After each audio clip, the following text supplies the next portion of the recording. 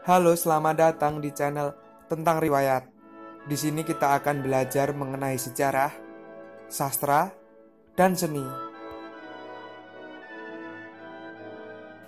Agar channel ini dapat bertahan, jangan lupa subscribe dan komentar untuk belajar bareng ya.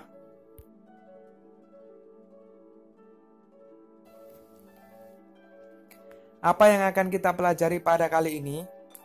Ambil catatanmu dan mari belajar.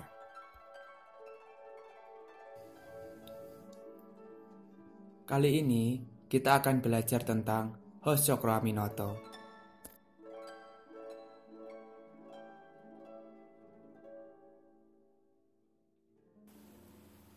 Berangkat dari pemikirannya yang menolak sistem kolonialisme, Hos Cokroaminoto mendapat julukan sebagai guru pendiri bangsa.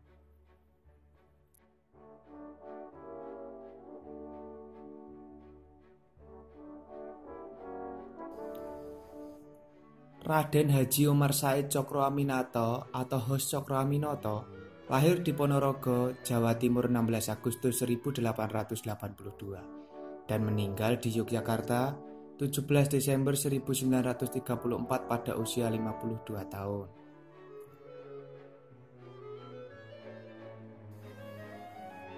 Cokro merupakan keturunan bangsawan. Ayahnya, R.M. Cokroamisino, adalah seorang wedana atau asisten bupati. Sedangkan sang kakek, R.M. Adipati Cokronegoro, pernah menjadi Bupati Ponorogo.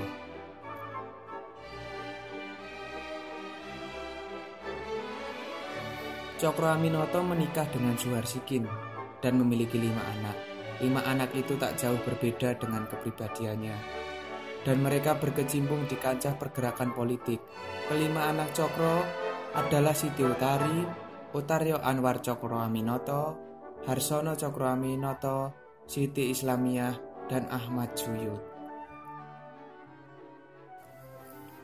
Setelah lulus dari sekolah rendah, ia melanjutkan pendidikan sekolah bagi calon abdi negara pemerintah kolonial Hindia Belanda di Opleiding School for Inlandse Amneran di Magelang.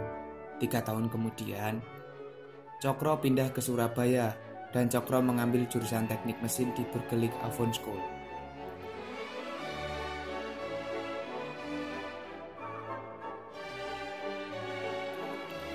Cokro pernah bekerja sebagai juru tulis patih di Ngawi. Lalu di Surabaya, ia bekerja sebagai juru tulis di firma Inggris Coy & Co. Cokro memiliki rumah yang beralamat di Jalan Peneleh 7 nomor 29 Kecamatan Genteng, Surabaya. Ini merupakan saksi bisu sejarah perjuangan Haji Umar Said Cokroaminoto. Selain sebagai tempat tinggal, rumah ini juga berfungsi sebagai kantor Sarekat Islam sekaligus rumah kos yang dihuni para bapak bangsa.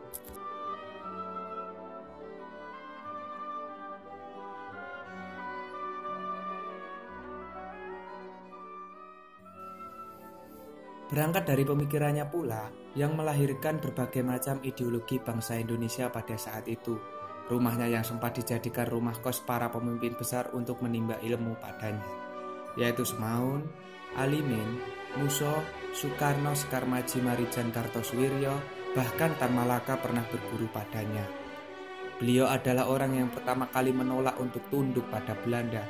Setelah ia meninggal, lahirlah warna-warni pergerakan Indonesia yang dibangun oleh murid-muridnya, yaitu kaum sosialis komunis yang dianut oleh Semaun, Muso, Alimin, Soekarno yang nasionalis, dan Sekarmaji Marijan Kartosuwiryo yang Islam, merangkap sebagai sekretaris pribadi. Namun ketiga muridnya itu saling berselisih menurut paham masing-masing.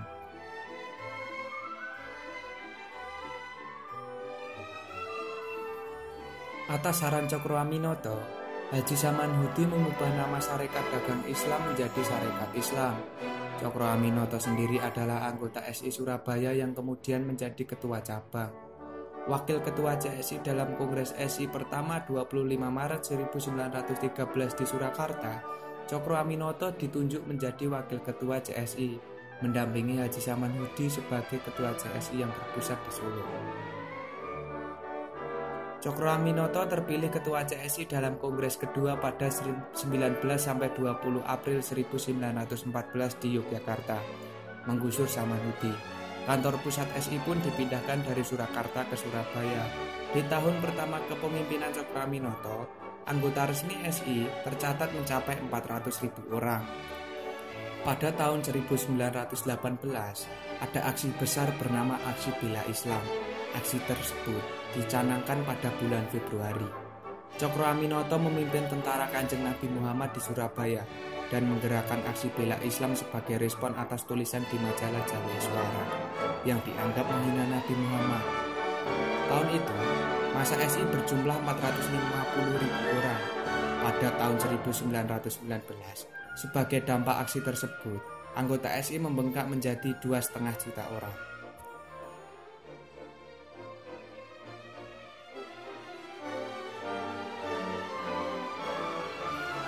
Pada tahun 1923, setelah berhasil mendepak anggota SI yang terindikasi berafiliasi dengan paham kiri, Cokroaminoto mengubah nama SI menjadi Partai Sarekat Islam yang jelas-jelas berhaluan politik.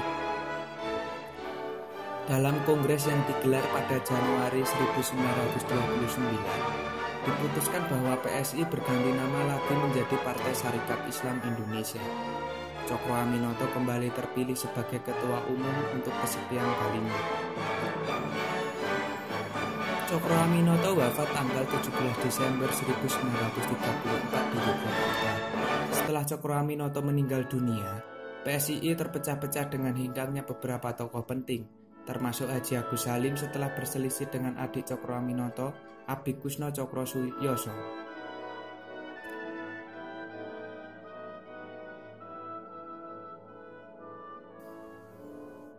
Selama hidupnya, Hos Cokroaminoto sangat besar pengaruhnya bagi awal pergerakan kemerdekaan Indonesia dan juga bagi kaum pribumi kala itu. Karena pengaruhnya yang begitu besar, ia bahkan disebut-sebut sebagai Ratu Adil. Bahkan Belanda menyebut Hos Cokroaminoto sebagai De Ong Fonde Koning van Jawa, yang berarti Raja Jawa yang tidak dinobatkan. Bagi Cokroaminoto, Islam dan sosialisme bukanlah dua kutub yang berseberangan dan menjadi pertentangan. Justru sebaliknya, keduanya bisa saling melengkapi dan menghasilkan perpaduan yang sangat apik. Cokroaminoto adalah salah satu tokoh muslim pertama di Indonesia yang menggagas perpaduan Islam dan sosialisme untuk pertama kalinya. Ada 3 bentuk yang menjadi pondasi sosialisme Islam secara fundamental, yaitu kemerdekaan, persamaan, dan persaudaraan. Berbekal tinta dan kertas, dirinya memutar haluan dengan menekuni dunia jurnalistik melalui beragam tulisannya yang termuat dalam berbagai media. Cokroaminoto mengkritik ketidakadilan pihak penjajah terhadap kaum pribumi. Menurut pemikiran Cokroaminoto, kesadaran nasionalisme dapat tumbuh dan berkembang melalui usaha, peningkatan rasa persatuan masyarakat pada tingkat bangsa, dan melalui kebijakan menentukan pemerintahannya sendiri, atau setidaknya melalui pemberian hak kepada masyarakat Bumi Putra. Dari sekian banyak artikel yang pernah ditulis Cokroaminoto, ada 2 judul penting yang paling mencuri perhatian, yakni apakah sosialisme itu dan sosialisme berdasar Islam. 2 tulisan ini dimuat di surat kabar resmi SI, Utusan Hindia, yang terbit perdana pada 1 Januari 1913.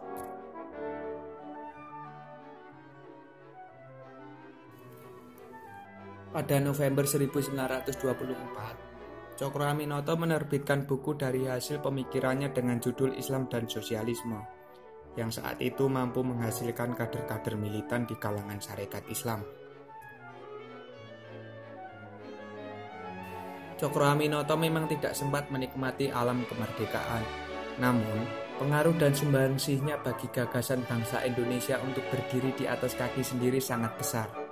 Presiden pertama Indonesia, Soekarno, atas nama pemerintah Republik Indonesia menetapkan Hos Cokroaminoto sebagai pahlawan nasional pada 1961. Ajaran Cokroaminoto telah banyak mengajarkan banyak hal baik kepada pengikutnya, dan terutama murid-muridnya, sehingga kesadaran untuk membentuk bangsa yang bisa berdiri di kaki sendiri, ia telah menumbuhkan harapan yang kelak akan menjadi suatu bangsa merdeka. Indonesia.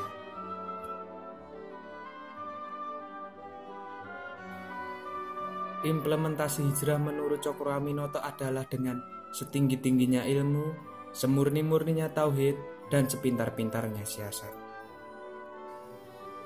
Sebagai guru pendiri bangsa, pastinya Cokro Aminoto memiliki teladan yang patut dilakukan oleh generasi muda saat ini.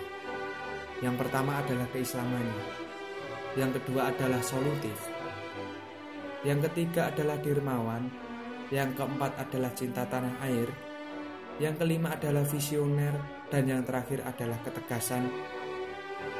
Itulah teladan yang harus kita lakukan untuk menjunjung hidup di hari ini dan di masa depan.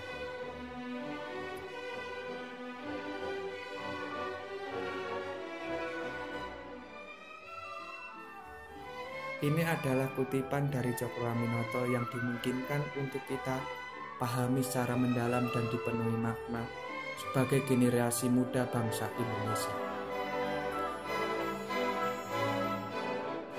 Ingat kawan-kawanku, sebagai kaum muda, jangan berhenti mencatat dan harus belajar ya.